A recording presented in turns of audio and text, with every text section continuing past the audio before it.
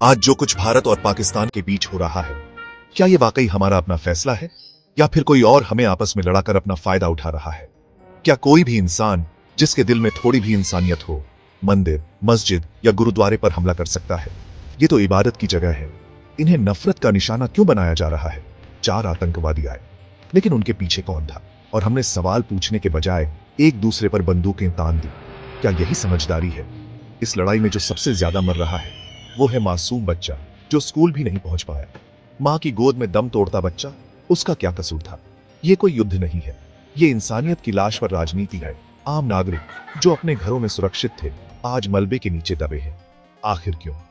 पाकिस्तान में फिलिस्तीन के समर्थन में आवाजें उठी और उसी वक्त ऐसा हमला।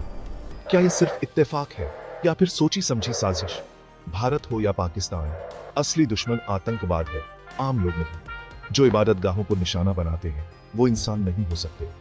सोचिए, समझिए, ये लड़ाई हमारे बच्चों का भविष्य जला गई। दुश्मन वो है जो इंसानियत का दुश्मन है। युद्ध बंद करो, बच्चों को जीने दो।